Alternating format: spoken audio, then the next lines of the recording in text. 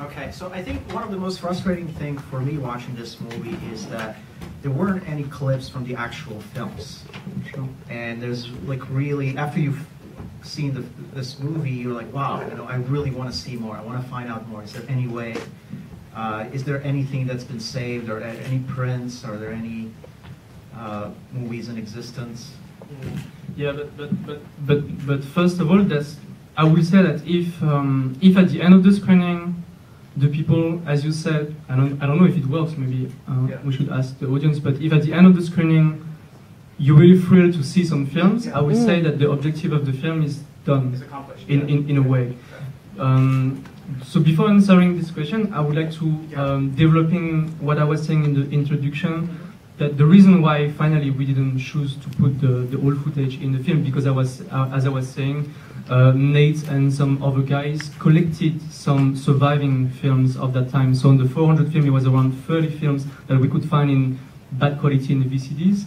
And I finally decided not to include them in the film for two main reasons. The first one was to be faithful at the situation of Cambodia at that time, which means that when I heard the story, and during my first trip in Cambodia, it was 2008, and at that time I was in Cambodia trying to find some films, and even some VCDs in the market. So I went to the market, to the archive, National Archive of Cambodia, to the Bobana Center, which is the archive in Phnom Penh, and it was impossible to find some old films. And I was asking also there to the old people, do you used to watch some films now? I mean, the old films now? And they told me, no, we haven't watched this film for 40 years. And the young people will tell me that no, they just heard about the film, but they never watched the film.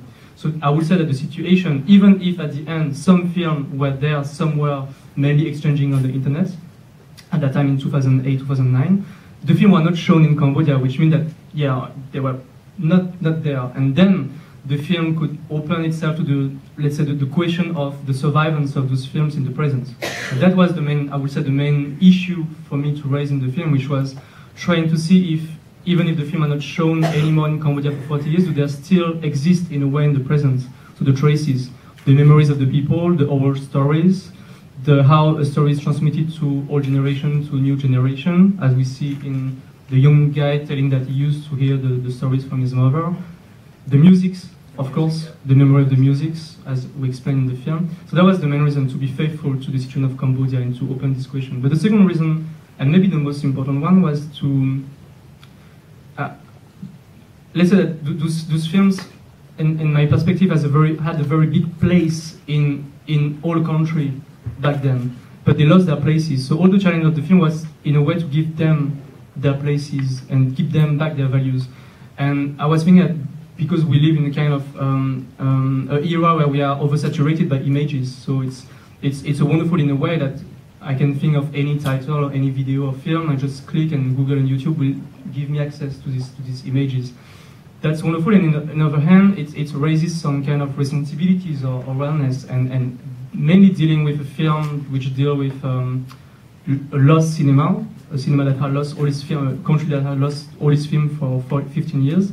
I was thinking that it was not possible just to use too easily those images, and I was believing that if I was showing to mainly an audience who never heard about Cambodian cinema at that time, because mainly the people will never heard about this cinema, and I was showing to you after 2 or 3 minutes an old clips of old Cambodian film, it's like I show it to you, but you will not see it, because it's just one more image around the 100 images that we used to consume every day.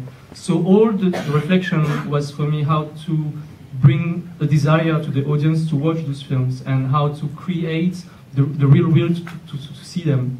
So it was maybe to create frustration in a way, but to approach this absent center during 1 hour and a half, and maybe at the end showing some few clips, and with this hope that then people will not forget them. So basically it was.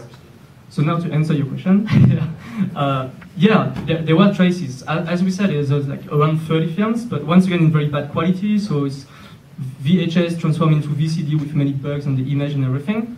It's still very valuable for me because it's still something that is left. But we located recently some real prints, and we showed the film in the Berlin Film Festival. It was last February, and then we could screen 3 old classics including 2 films in their real original print. So that was absolutely amazing. But I have to confess that at that time I was shooting the film, I would never expect to be able to show all Cambodian film. So in a way, making the film and waking again all this story could lead us to be able to screen those films. So basically, it's the filmmaker you saw in the film, Mr. Lee Bunim, the one who is making some tricks and disappearing on the screen. He has one of his most famous films, of course not the Seahorse, because the Seahorse is lost forever, but another film named 12 Sisters. And he found back that he had the 35mm print in California at his son's place. He kept telling me that, oh, maybe he had a printer, but he was not sure, and blah blah blah. And it was 20 years storage there.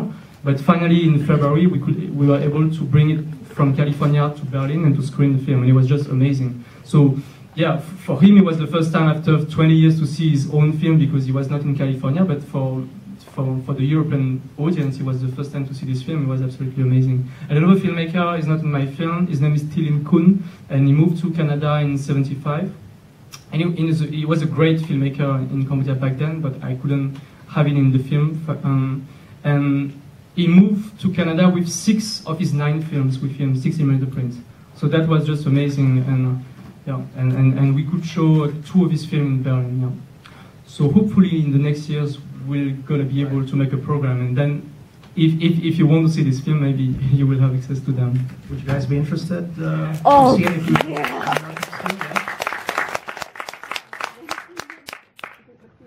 I think a lot of the work that you put into the film is also part of your own exploration of your family history and heritage, and your grandfather's involvement in the film industry. Could you tell us a little bit about that? Yeah, it was obviously the starting point, which means that my parents who were born in Cambodia, and they moved to France in 1973, which means 2 years before the Khmer Rouge. And they were supposed to study in France, but obviously, the Khmer Rouge took over the country, and they couldn't come back to Cambodia, so they stayed in France. So I was born in France, and with hardly any knowledge about Cambodia, to be honest. But I could ask the question as well to the Cambodian American people of my age in the audience, but I guess speaking with some of this generation, it was always kind of the same story, which means that the parents will not tell us about Cambodia because they just wanted to forget about it. So I was just raised in France, just being a French guy, obviously, and I never went in Cambodia. And I heard a little that my grandfather was into films, but I never asked any questions. Yeah, I was not curious about it, and it was kind of a taboo. So I started to make films on my own, for thinking naively that it was just a free and independent choice out of any heritage, familiar heritage. And at the end, one day I realized that there was this grandfather, so I asked more precisely the question to my aunts, and then for the first time, when I was like 20, 21, she started explaining me for the first time about her father, the story of her father, how he started to produce film and became very quickly very popular. He had a theater in town, he produced a lot of films, he learned some famous actors, and very quickly she extended her story not just to her father, but to the Cambodian cinema in general of that period, and I was just absolutely amazed to hear for the first time this story.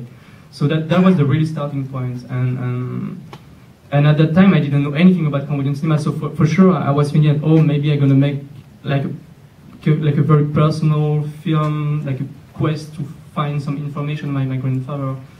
But I have to say that very quickly so I decided to set up myself in Cambodia in 2009. So I stayed 1 year and a half with in mind this idea to make the film, but before the willing to know the country, so to learn the language, to understand the culture before making the film, and of course to meet the people who will become the main characters of the film. And I have to say that very quickly I kind of give up the idea to make a very personal film just on my grandfather. First, because it was very hard to find information about him, or if it was information, it was not so relevant information. I was asking to, like for example, the main characters of the film, can you tell about my grandfather? And they were just saying, oh, he was so kind, so generous, and you cannot make a film just with this kind of sentence. So it was not like I didn't find something very touchful, and I understood that to have something very interesting, people had to speak about their own life, not about the other people. So finally, very quickly, the film, I would say, turned to be not that personal, even if I think it's deeply personal because it's the starting point, but to go to the stories of the surviving people, yeah, that they will testify for also the dead people in a way. How difficult was it to find all the survivors from the film industry? Yeah, basically it was very easy because of this family link. So the one that the woman that you see speaking French at the beginning of the film is my aunt. So the one who explained me the story at the beginning. And when I settled myself in Cambodia, it was February 2009. She came 1 month in Cambodia, officially for holidays, but I understood that she had this idea in mind to help me. And when she was there, very quickly, she tried to find back the contacts of these people. And I don't know if some of you have been to Cambodia, obviously yes, but it's a very small country, so Phnom Penh is like a big village. So it's very easy to get the contact of people in just 10 minutes. So in one night, she organized a dinner with three of the four main characters of my film, and it was absolutely amazing for me to be close to these people after being 2 weeks in Cambodia. What was a little weird is that I never heard about them, so I feel very embarrassed, and I think I was for them a little ridiculous because I was introducing myself as I want to make a film about Cambodian cinema, but obviously I didn't know anything about Cambodian cinema. Having said that, they were very close, and I mean, they were very happy to meet me because I was the grandson of. And with any Cambodian families who has lost so many members throughout the regime or families spread all around the world, it's always something, I understand that being there is always something very, very special to meet, for the people to meet the family of people that they knew at that time. So they were very, very welcoming with me since the beginning and treat me really like your nephew or grandson. But I would say that it's one thing to be close with people, and it's another thing to film them and to make them being interesting in the film. So we had to spend a lot of time together, and at the end, in a way, sometimes also convincing them to be okay to be in the film and to deliver that story. So it was a very long process. How long did it take to make the film? The preparation, it's hard to say. I was 1 year preparation, let's say, but I was doing also, of course, other project, and I was not seeing them every day. But the shooting was very short. I would say for a documentary, it was like 1 month shooting, and then after 10 days of retakes, an additional small shooting. And I guess for documentary, sometimes you shoot 3 months, 6 months, sometimes 1 year. But in this particular case, I guess we wanted to have a special aesthetic for the film, related to what we wanted to do, which was, because we can't show you the old films, we wanted to raise the imagination of the audience. So through all the traces and the elements that we collected, which was again music, oral stories, memories of the places and everything, to be able to raise the imagination of the audience, for them to watch the film, even if we don't show anything. So that brings us to some formal choices that required a big team in a way. So you can't have a big team for 1 year, so that's why the shooting was quite intense. Let's take some questions from the audience. Sure. All the way in the back. Where did you go, since you couldn't find the films, where did you get all the music and the audio? Yeah, that's a good question, because even if the film were mainly all lost, a lot of the music survived for a very simple reason, which means that at that time, the music was already commercialized into records. So you could buy some records in the 60s and 70s, so it was very popular, and people had the records in their home, whereas for the film, there was just one print. 2 prints if the film was super popular, so they had 2 copies, but if you lose 1 print, you just lose all the film, and that's all. Whereas for the music, at the Liberation, the people collected some records, and a lot of them were commercialized in the US, actually, in California and in Long Beach, which is the very big Cambodian community there, and there was a lot of music that were found back there. So for me, it was not a problem of being to have access to this film, but more to choose which one will be in the film. So once again, Nate was absolutely helpful on that, giving me some list of music coming from some films, and then after it was a question of choosing them. But yeah, on the music, what really struck me is that it's the living memory of the films, and in a way, it's amazing to see how how they're here in the still in the popular culture of the country, and especially for the young people, which was the most surprising. Which means that no young people today in Cambodia have seen the old films, but they heard a little about it. But even it's still a little blurred. They couldn't recognize the faces of the actors or to name them or something. But they know the music, and even if they don't know where exactly the music comes from and everything, it's really here, and they know it by heart. First, because their parents used to listen them a lot, so they listen that music from the parents. But sometimes they don't like it because they think it's old stuff and everything. But the music industry in Cambodia is very down as the film industry. But what they do then, because they miss some composers and some creativity and everything, they do a lot of covers of the old songs of the 60s and 70s with new singers and new music and new arrangement. And then this old music made again in the new time are very popular again. So all the young people, they know by heart all those musics, and yeah, I was fascinating about that. One day I was in a gas station in Cambodia, and there was some radio going on, and then I heard that it was a hip-hop version of a music of a film of my grandfather, and I was totally amazed by that. And I have to say that at the beginning I was a little upset, because I was telling myself that I'm sure that the MC didn't introduce properly the music, didn't tell that it comes from an old song, and even didn't tell that it comes from a film and who was the filmmaker, and after a few hours, I was just thinking that it's just marvelous to think that even if it's unconsciously, even if they don't know, the music is still here. So for me, the film has found a way to survive in the bodies and the heart and the brain of these young people. So even if it's unconscious, it's a traces. And I would say that basically the film is about exactly that, is that it's to be faithful, to see the traces of the past in the present, and maybe with having these faithful eyes, it will really come, the past and the present. Next question.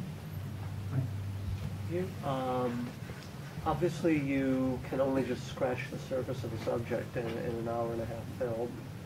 It seems to me. Are you planning on following up and doing any more work on this? It seems to cry out for a book or something. Yeah, I know. But so the question was about yeah. If I'm going to go on working on that topic, because it's huge. And I know, I have to say, when you make a film like this, and I didn't know that before, but when you make a documentary about something that haven't been told yet, you have a big pressure of, I would say, the historian pressure, and a kind of pressure of exhaustive, temptation of exhaustivity, that you need to tell everything, and you need to speak about all the filmmakers, and you need not to forget about this actor. This is, if not, it's a nightmare. And at the end, I understood that I had to get rid of that temptation, because if I was doing that, I would just make like a historical thing and film, and I don't know if it would have been boring, but it would not be what I wanted to do, which was going to something more sentimental and to tell really the stories of some people, the surviving people. So in a way, I had to make choices, not to tell all the stories because it was just impossible for 1 hour and a half film, but just to select some stories and just to go deeply into the stories. And we can't say everything, but maybe the people who speak will speak for everybody, for the memory of everybody in a way. So now, of course, I have the temptation to go on working on that, but I know that also that it's impossible. I have to go on other projects.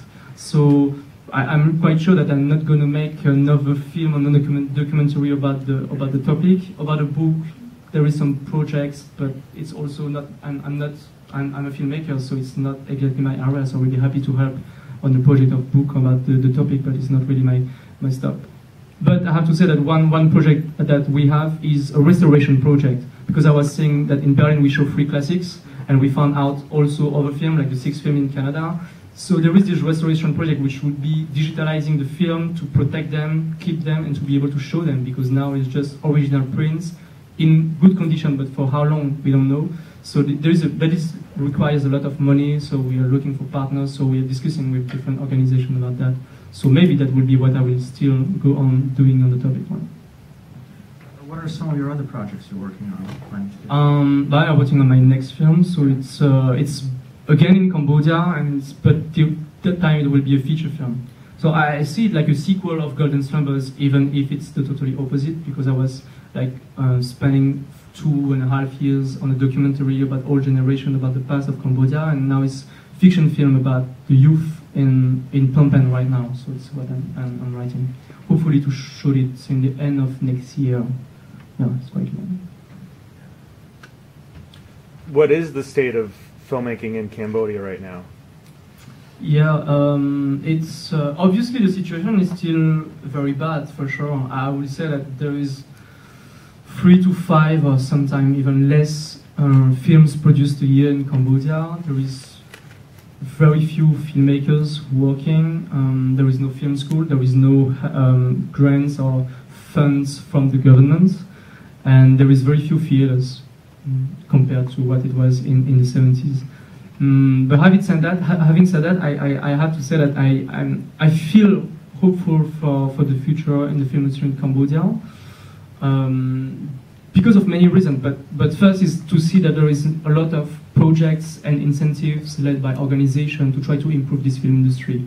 One example is, for example, is the Cambodia Film Commission, which was created in 2009, and their mission is to attract international shooting to come to shoot in Cambodia, so that some local technicians could train themselves into a shooting with international standards. That's a very clever thing. But they also lead some workshops for young Cambodian people to train them as a cameraman or sound engineer, but also some documentary workshops. And the Cambodian filmmaker Ritipan, who is the most famous Cambodian filmmaker, led some documentary workshop within the Cambodian Film Commission that led to reveal some young talents. So that's very good.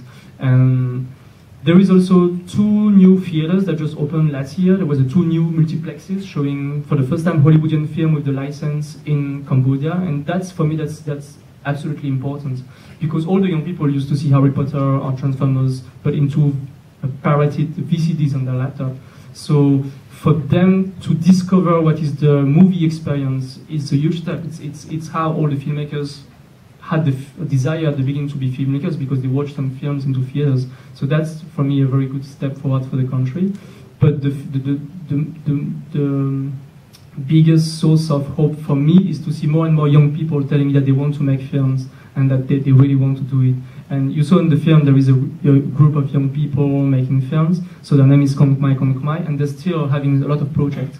Try to make short films, or organizing some short film contests on the internet. So they are very active. So with all these personal incentives, organization initiatives, that brings me to think that we're going to have in the next future, in the next years, more and more Cambodian films shown in international film festivals, especially documentaries, I would say, because it's the heritage of Ritipan first, but also for a reason of just money. So it's easier for them to make documentaries for the young filmmakers, but hopefully fictions in the future. Next question.